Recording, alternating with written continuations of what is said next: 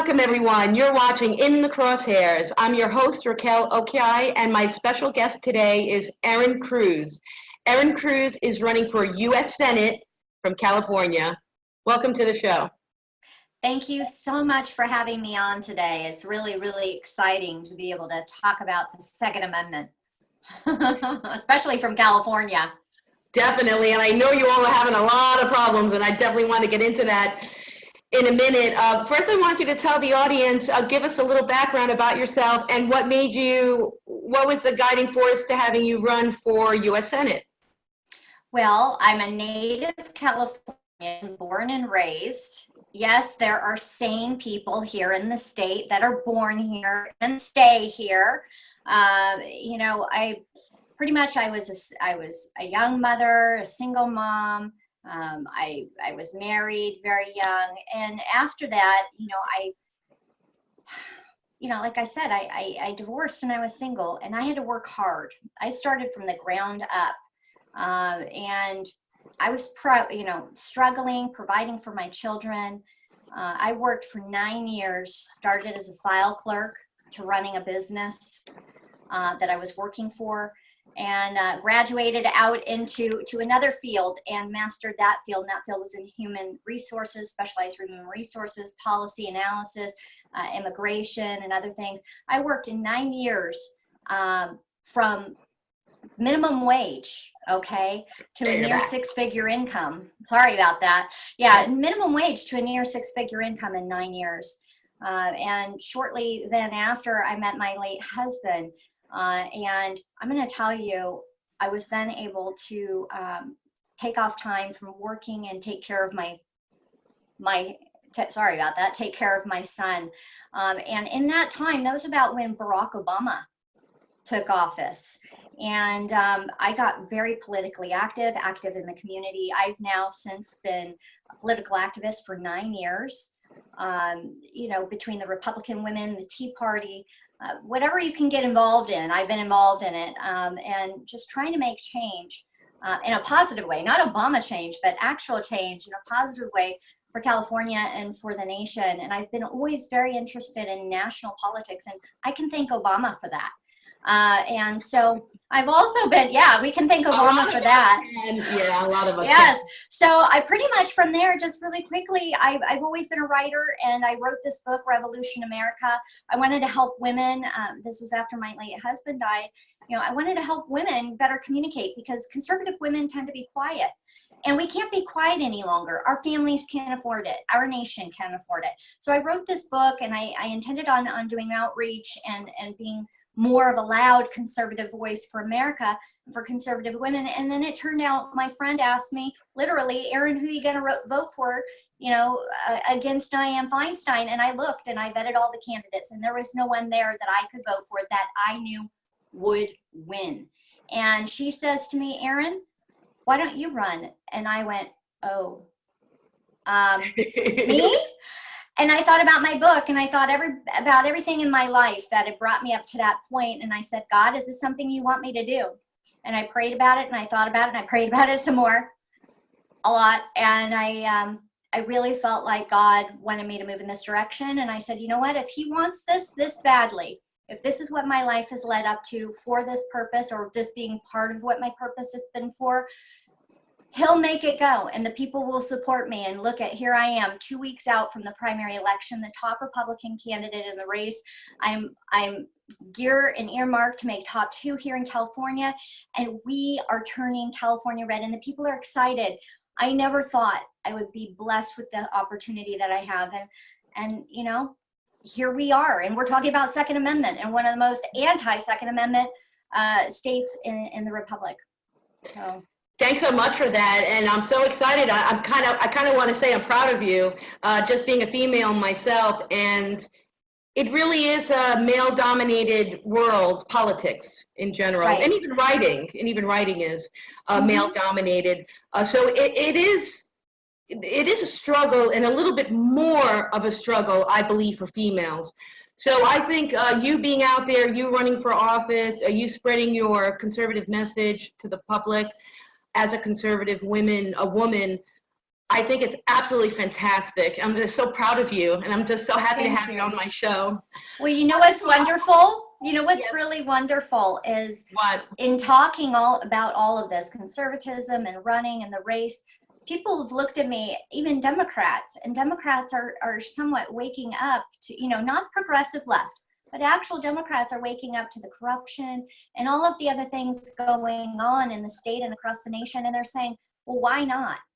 What's so bad about Republicans and conservatives? Look at, here's this woman. She's stepping out in faith. She's doing the hard work. She's just an everyday American woman. Right. And the media has polarized them. I think voters really relate to that too. Right, they can relate. Like they are part of it too. You're a grassroots candidate. It seems you're in it. You've gained. You've lived your life. You've been an entrepreneur. You've been successful in business, and now you take a look at the big picture of the country and what's happening, and you realize there's problems. Now, I think that the idea that California is so ultra left that I think it motivates conservatives to come out more. So I think that with that, you're right. California can vote a conservative Republican. It can happen. And right now in the U.S. Senate, if you can explain for the viewers a little bit about the primary process in California. So for the U.S. Senate run and many of the other state ranked races, basically we have a situation where the top two vote getters will go up against each other in November. And how does that happen? June 5th is the primary. And so you're going to get a list in the case of the U.S. Senate race of over 32 people to vote for. Okay, Democrat, Republican, Independent, you name it. That's a lot of candidates. And you get to choose who you're going to vote for. And the top two vote getters will go up head to head in November. So, June 5th is a very important date. We've been pushing that online, social media, and all of the meetings I've attended throughout the state. We have to get the conservatives, the Republicans, the independents, and the libertarians out to vote. And even the blue dog Democrats have been encouraging them. Look, your voice matters. I will be your voice. Many Democrats have even told me that Feinstein hasn't been there. I'm going up against Diane Feinstein. Feinstein's been in office for 25 years, and she hasn't been their voice. She hasn't been their voice either. Right. There are Democrats who are pro-Second Amendment. Many of the Democrats that I've spoken to, where we don't agree on is they may be pro-choice. Okay, I'm pro-life. Where we don't agree on, they may want more social programs. Whereas I want to look to hand up, not a handout, and fixing the overall issue, which is too much government regulation and freeing up the free market and education for people to be able to bring up themselves. But aside from that, many Democrats are pro-Second Amendment. And so, they see Diane Feinstein is not somebody they can support. And what I've told them, and independents and even libertarians, is if you have good business ideas, bring them. If we can agree on 80%, let's do this. But we have to have common sense in government. It's too long that these people have had a stronghold on California and the nation, and this is our time. So, and I've gotten a warm response. That's really good to hear. Diane Feinstein, for sure, just simply has been in Congress is way too long. And Second Amendment, this is your show. Politician. Yes. And the position on 2A is really awful. Before we get into your position on Second Amendment, I'd like you to let the viewers know what is happening in the state legislature. And I know you're running for U.S. Senate, but it's still important to know what the feeling is, what the dynamic is within the state legislature of California with passing gun control bills. It's going on all across the country. It's not just California, and it's also pro-gun states. But I'd like to know what exactly is going on in California. Well, we have a climate here, and I'll call it a climate because it's not just the Second Amendment. It's a full-fledged assault, as I see it, on the American citizen and the Californian who is an American citizen and resides in this state. And that comes from many angles. They want to take over healthcare and have single payer healthcare here. They're looking at subsidizing, housing on major levels under the guise of being for veterans. And they can at any time in that legislation pull away that veterans term. And it almost looks like it's written to be able to house not even homeless, perhaps illegal aliens. You just don't know. And then you have SB 54, where they're literally, allowing for medical practitioners to take in people who have done crimes in the hospitals, and they don't have to report to INS that these people may be undocumented. And then also prisons or jails who now, because of this legislation, when they go to release these illegals, they don't have to, they can at their discretion depending, but they don't have to report these individuals to federal authorities. And that's putting the population here in California at risk, and also across the nation, because where it's weakened here, these individuals are then being let out and they can go anywhere.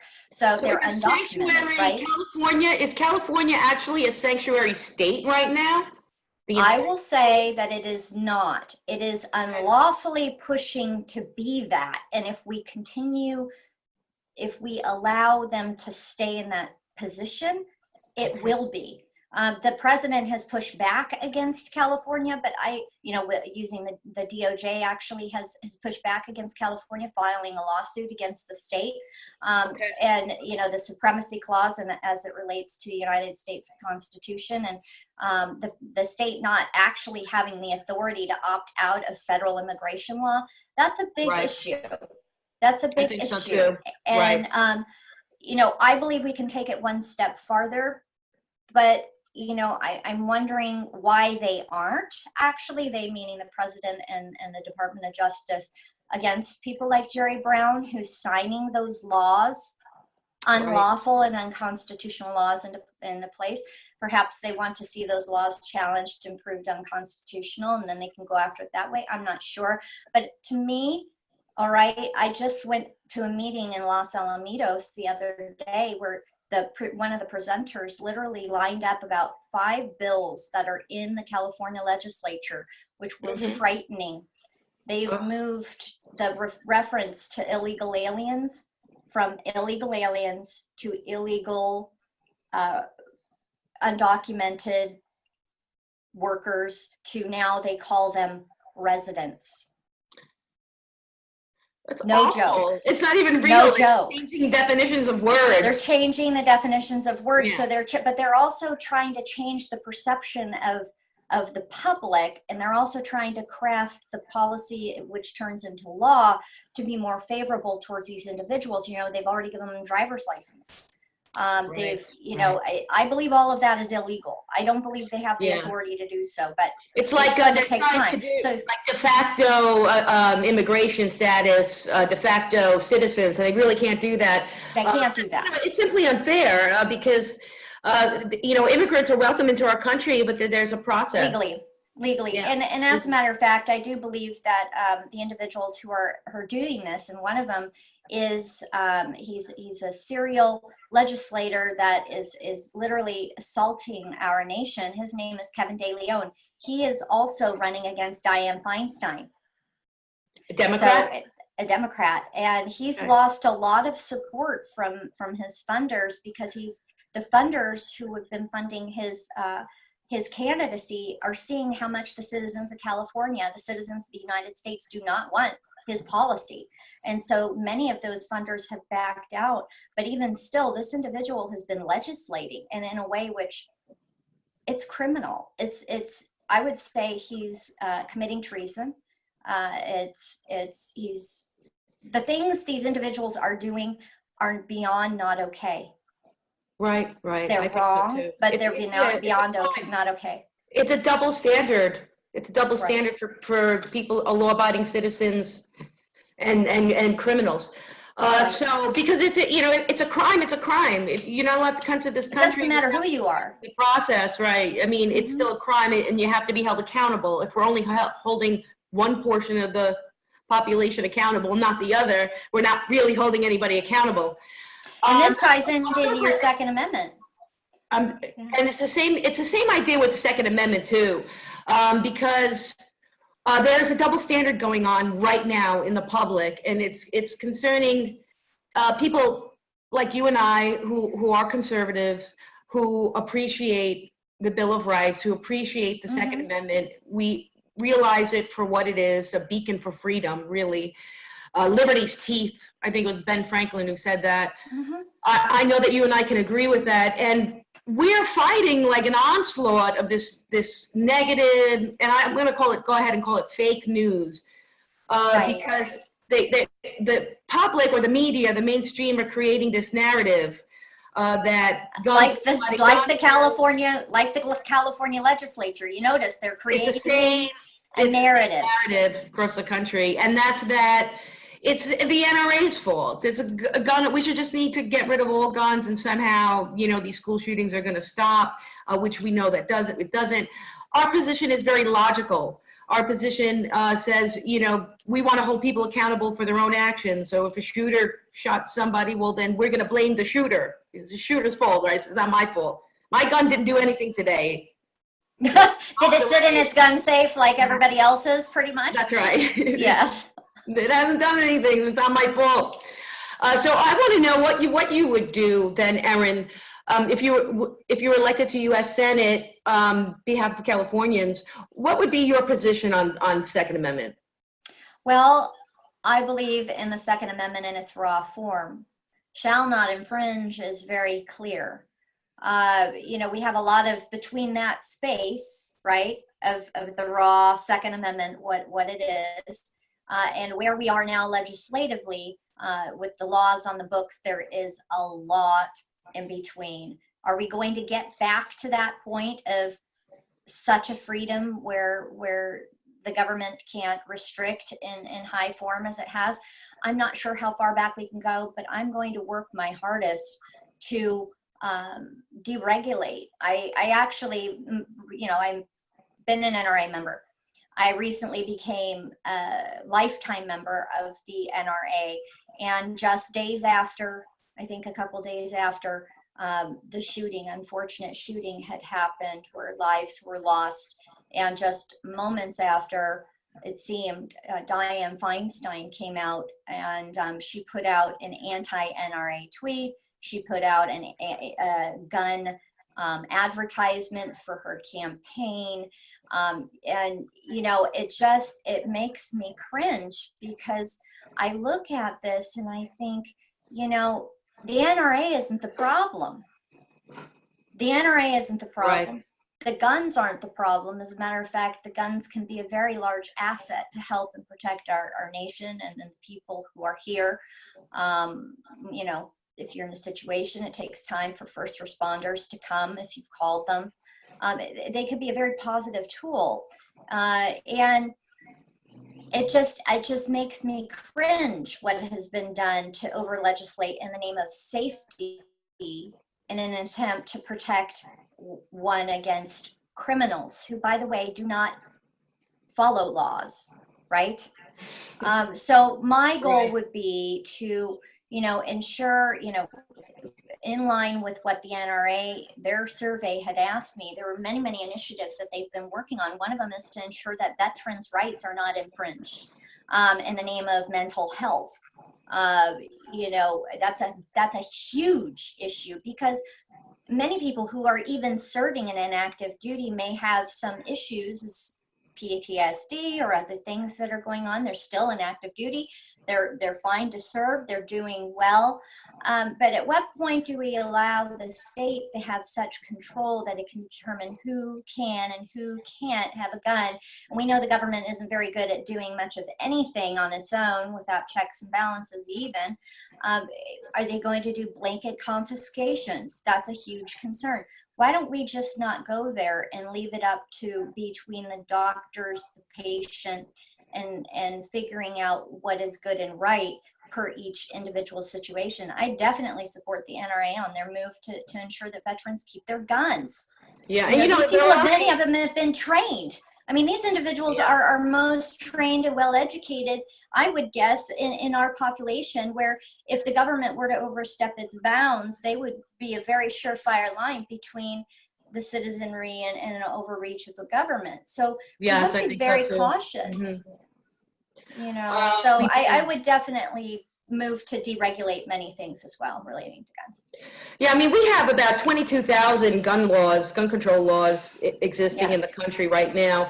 And really, gun control laws penalize law-abiding citizens. Like you said, Erin, I would like to, I want to, oh, sorry. I just want to share I would like to share one thing with you. The function of a gun law, in my view, in kind of simple form, is to ensure that somebody who's abusing the use of a firearm is held accountable for their crime and their action. A law-abiding citizen shouldn't be restricted for appropriate and reasonable use of a firearm. I mean, Second Amendment is clear. They shall not be infringed. It's as clear as that. But I'm just saying that the law should be there to penalize criminals and abuse of a firearm, not citizens who are lawful and law-abiding. Yeah, that's true. And some, in some state laws, I mean, they blanket create criminals overnight. So just because they decide to ban one firearm, one state legislature decides to ban one particular style firearm, next thing you know, you're a criminal overnight. You haven't done, there's no victim. You haven't done anything wrong. They're literally creating this other class. But I wanted to get back to the veterans for a second. I do know that is already going on today. So people have to, people's Second Amendment rights are being taken away from them because they have a mental health issue. So it could be PTSD. It happens a lot to the veterans. So people are now having to decide whether they want to openly take medication for whatever mental issue they have, and risk having their firearms taken away. Because right now, at least in 2 states that I know, New York and New Jersey, any healthcare provider, any healthcare personnel can just decide, this person looks a little weird to me, and I understand that they have firearms at home. So let me go ahead and make a call to the police. Yeah, arbitrary that is. So these, medical personnel, they just get to decide, I don't really like guns. Right. I don't really like you having a gun, so let me call the police.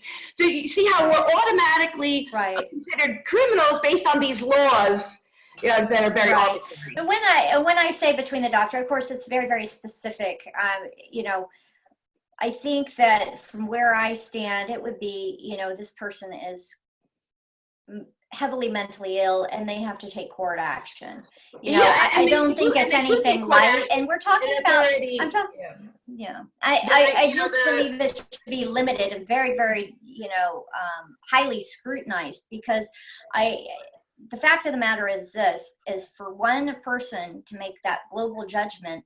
I mean, I'm going to take firearms to the flu shot. I remember I got the flu, and this is going to sound funny, but I got what they thought was the flu, and I went into the urgent care, right?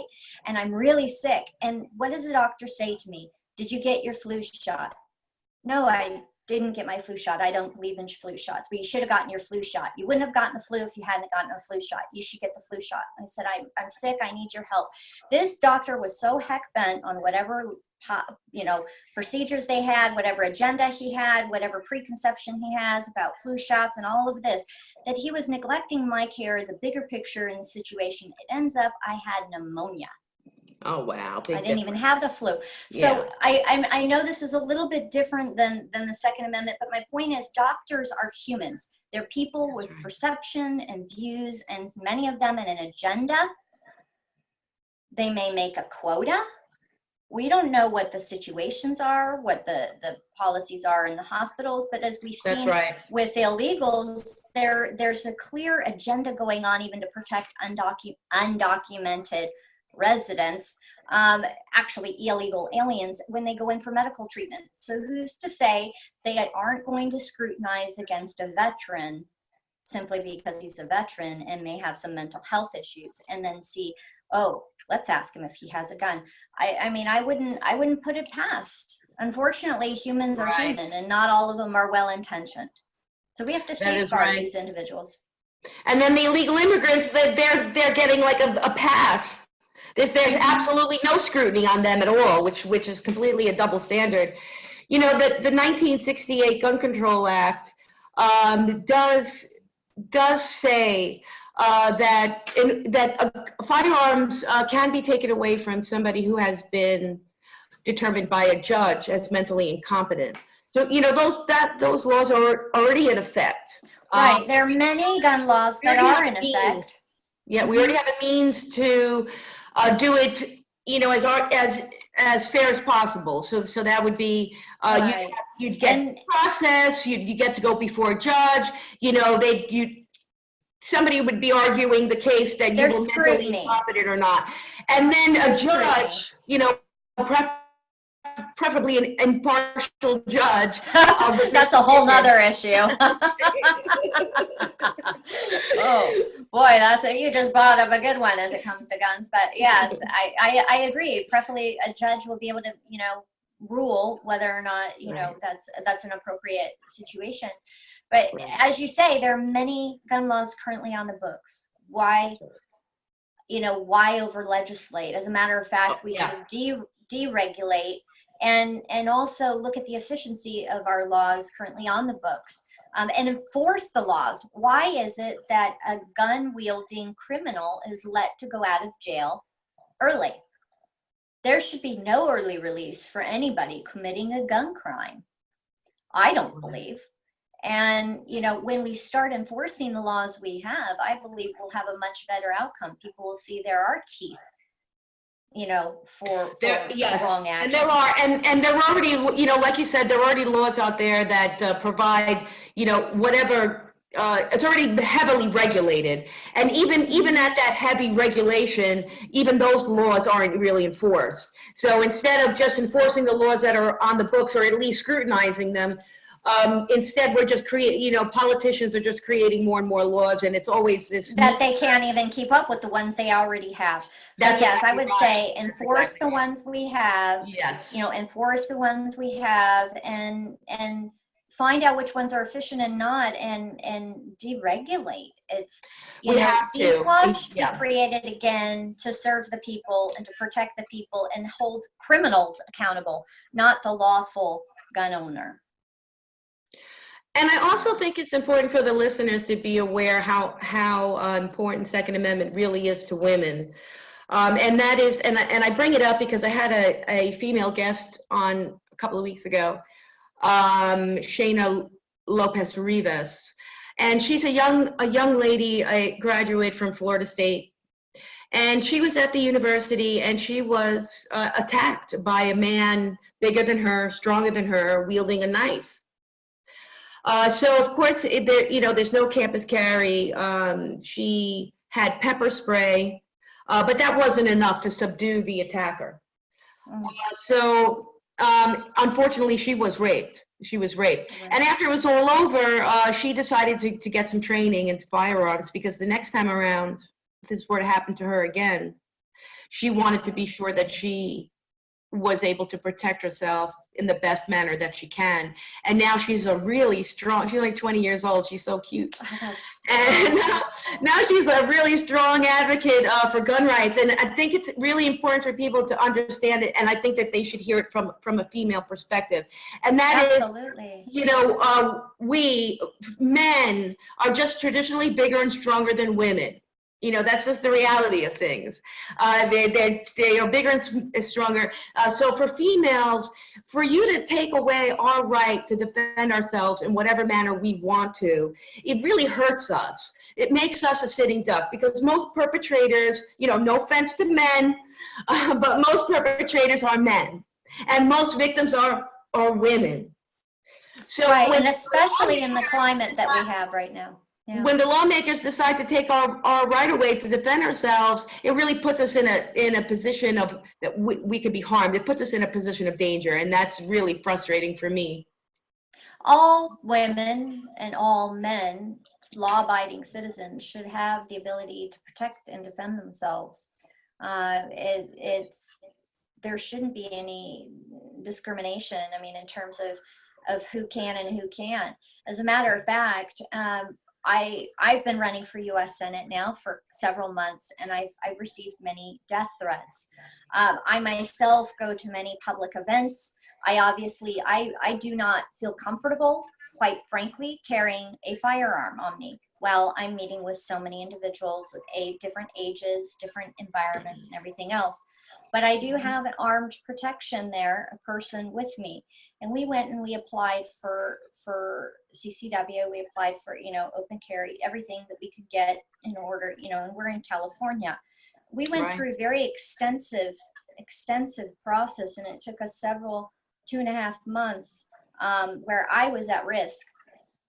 I looked at that as putting me at risk, because even California, even with I'm running for United States Senate, I am I'm receiving threats. I'm going to public events where everybody knows where I'm at, and it took several months for them to respond. Every event I went to, I was in fear that perhaps something could happen that day. And, the government is there to serve us. People forget that the government is there. It's in service to us, the taxpayer. It's there to provide processes, and they should have very easily and quickly expedited that request. And it took time. Of course, we got it. Thank goodness, it's went through, and that's great. But anybody should be able to, lawful U.S. citizens should be able to carry and protect themselves. And that brings us to a very important discussion as well. I would like to support the ability for citizens who have CCW to carry across state lines, of course, subject to the state's laws that they're in. But I would like to see that.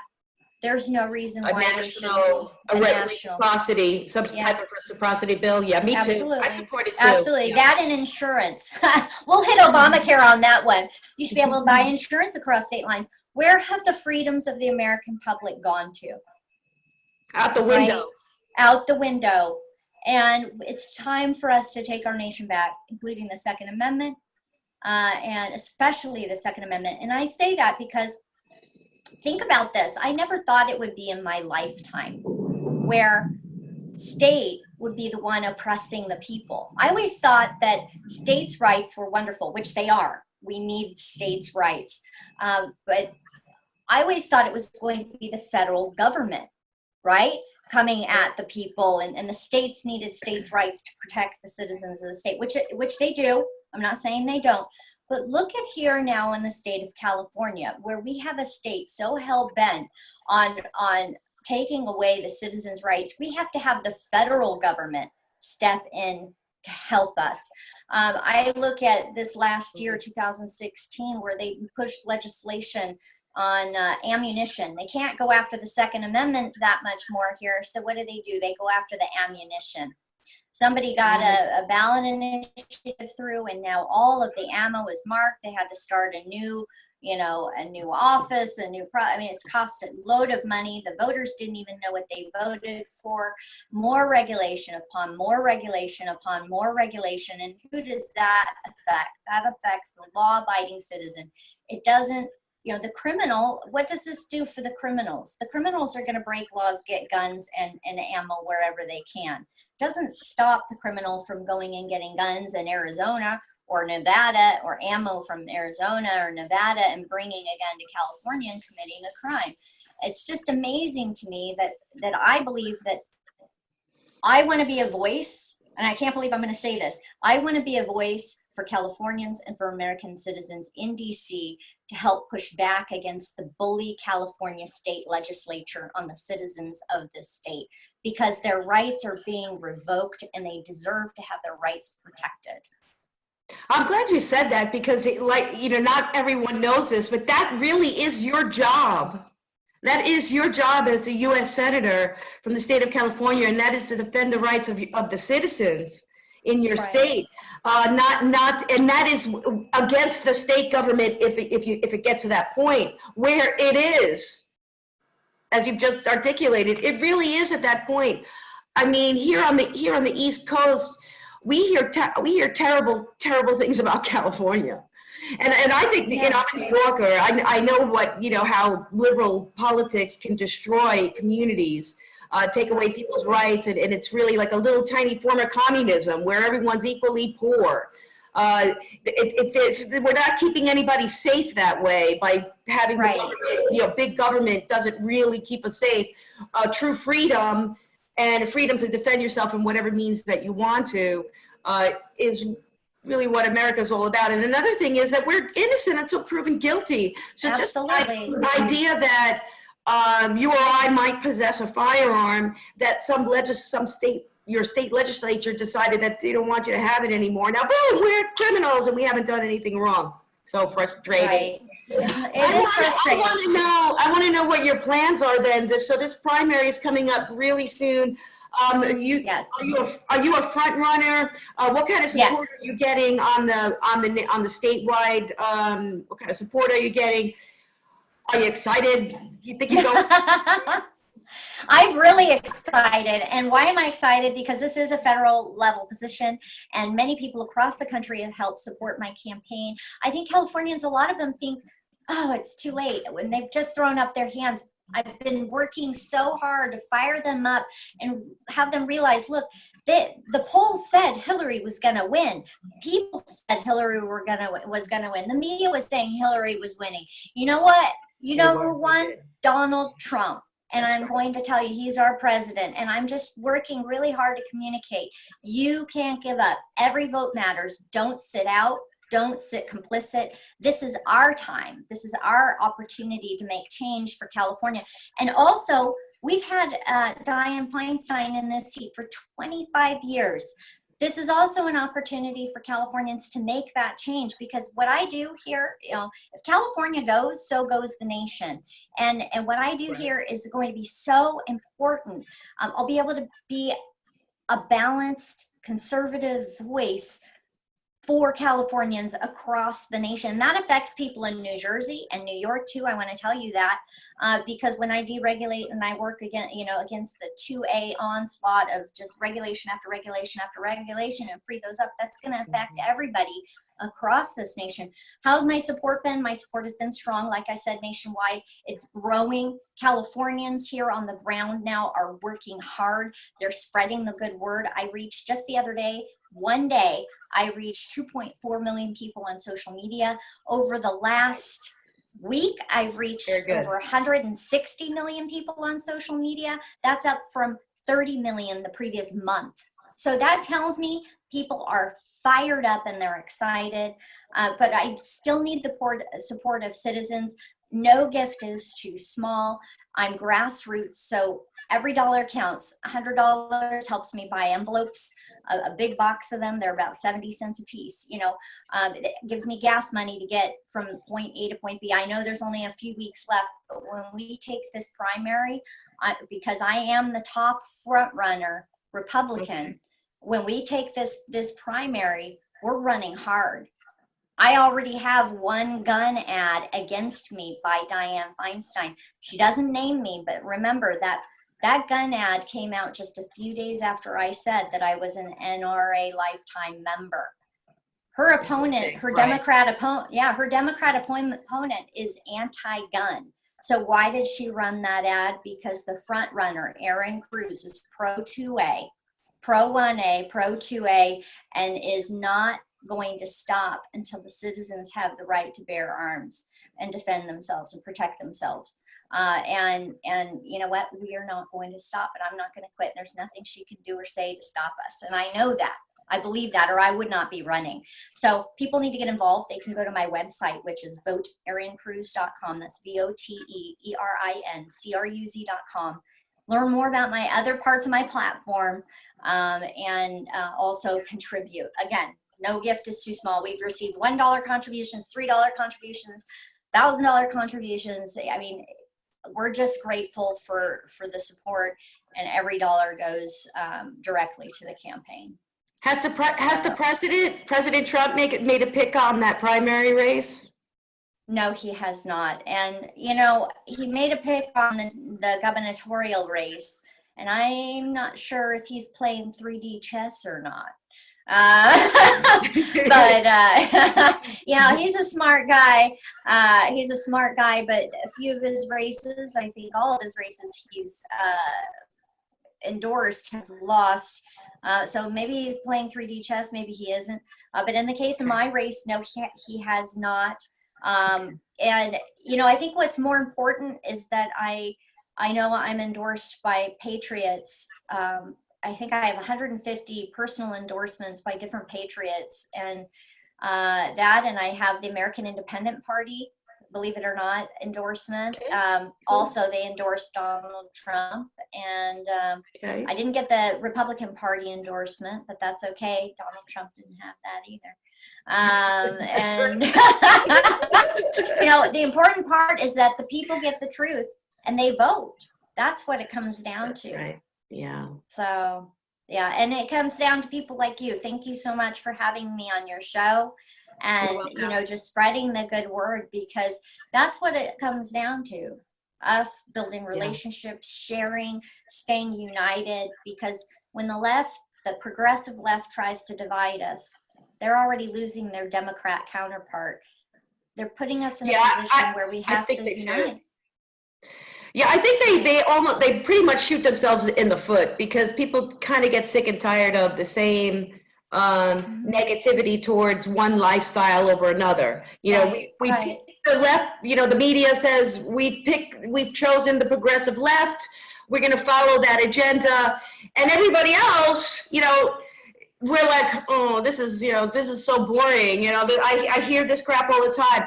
So I think people are really, really open to the type of conversation that you and I are having. They're really we're real people. Let's talk about it. We don't have to agree. That's right. We don't have to agree. That's the thing. Right. And you know what? I'm not going to look down on you because you see things differently. We have some really tough problems right now in the country and in California. And we have to converse in order to make solutions happen. There's a lot of talk. We need a lot of hard work done. And so I think a lot of, centrists and Democrats are looking at that and they're saying, yeah, we do. I mean, it's just the left complains and complains and complains and not doing anything about it. And that's why in one poll, I don't believe the polls. The poll itself is a little weird, but there are statistics within polls, which I find interesting.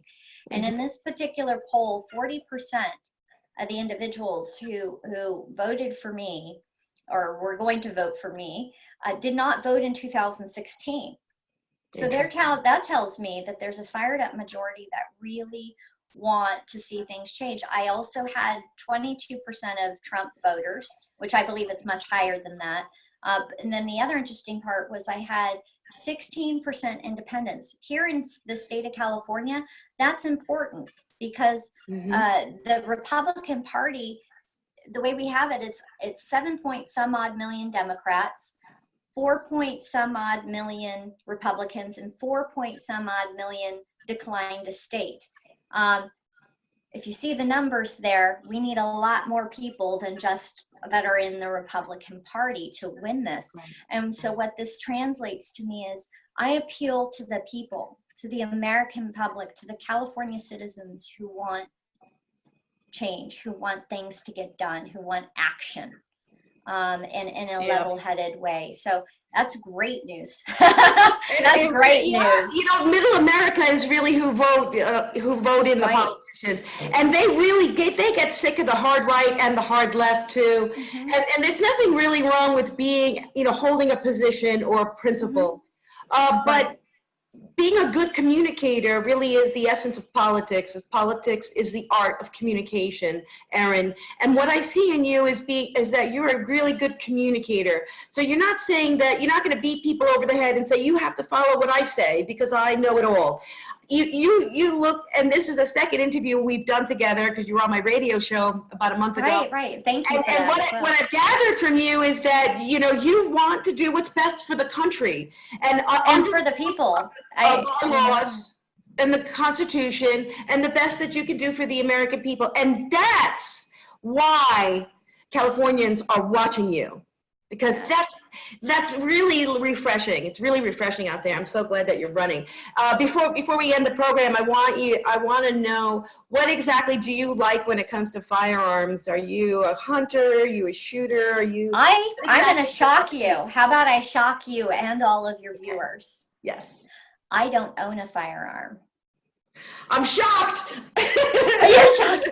I love shooting. I love going to the Okay. range. I've gone, I don't know how many times, and any chance I get, I'll go.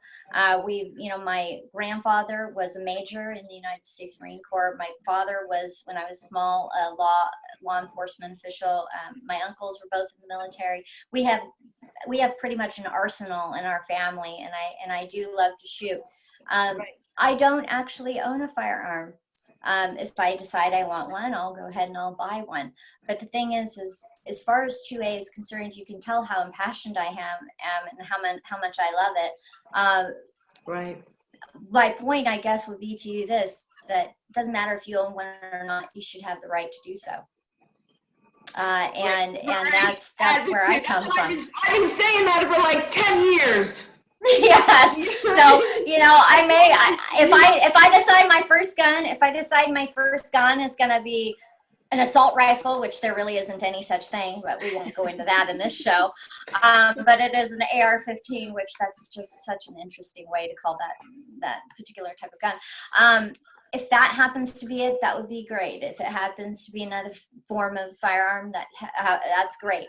But the thing is this, is the government shouldn't be able to be in a position to tell me what I should or should be able to buy. Amen, sister.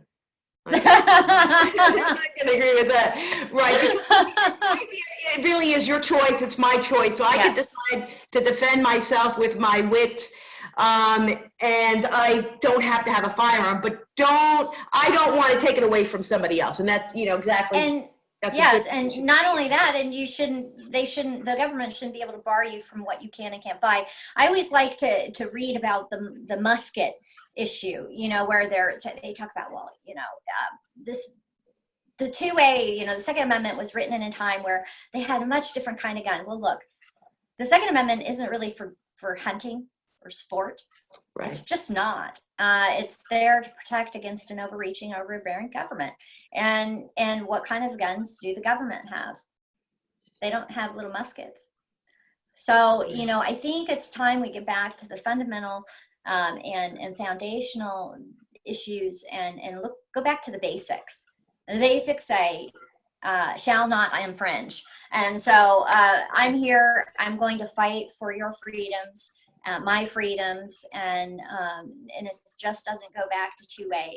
It hits many different areas. But definitely, I'm just so fed up.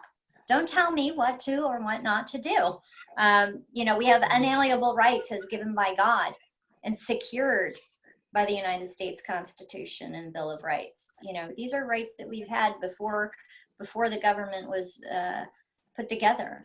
Right. So they have no, the people who are trying to take them away, they don't, I don't even know that they really understand. They're really just taking away freedoms from themselves too, so. Right. They don't understand that because they think it doesn't apply to them.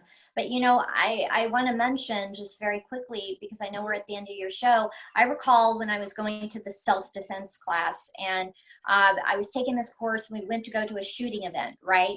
And it was independent of the self-defense class, but we were going to go, and there was a more liberal-leaning gal, and she's like, I don't want to go. Guns? Oh, those are so scary. I said, how do you know? Have you ever fired one? And she says, no, I haven't.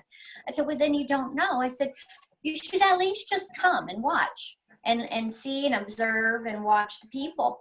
And she was kind of hesitant, and then she says, you know what, I'll go and I'll watch. She ended up going.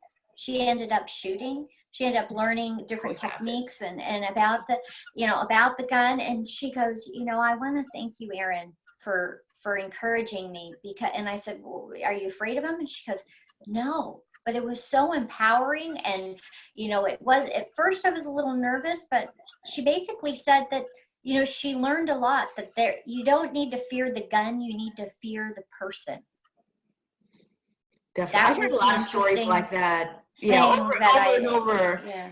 You just bring Yes. people to the range, try it out. You know, if you want to talk about Right. it, try it out. And most people really do see it, you know, as something good. She saw there was a distinction between the gun and the Right. person using it. And that's, you know, we need to ensure that God-fearing Americans have the ability and the right to bear arms. And, you know, gun laws are there to,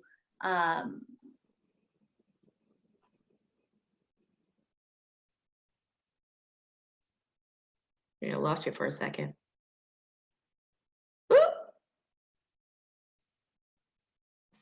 did we get cut off? Yeah, just yeah. Sorry about that. That's okay. The yes. the editor will take that out. Okay. Okay. So, well, Okay, thank you so much. You're welcome. And I'd like you to tell the listeners where they can find you, how they can contact you, and how they can follow your campaign for U.S. Senate, state of California. Well, they can, listeners can find more information about me. The information on my book and my background is really on erincruz.com. That's ERINCRUZ.com. The information on my campaign is voteerincruz.com. And everything you need to know is there. Follow us on social media. Share our page. That is how we're getting the word out. Almost everybody knows somebody who lives in California. And, you know, talk about the positivity of what we're trying to accomplish. You know, people are tired of the negative. Talk about the positive. And if you have questions, send us an email at outreach@voteerincruz, or go to the website and there's a way to send an email there, or, you know, call us. Sounds excellent. I'm so excited for you, Erin. I really wish you the best of luck, and I hope all Californians get a chance to hear you speak and get a chance to get to know who you are. And it would just be wonderful for you to be in the U.S. Senate after November. Yes, that would be January 3rd I would be in. And I'm going to tell you what, if people want to hear me speak, I have many of my speeches online on our website or on my YouTube account. Feel free to have your listeners go ahead and go there, and they can hear my past talks and my different positions. Perfect. Sounds wonderful. Yes.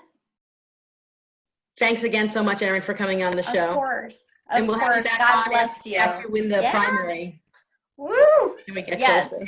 God bless you too, Erin. Okay. Talk God bless you. Okay. Bye-bye. Bye.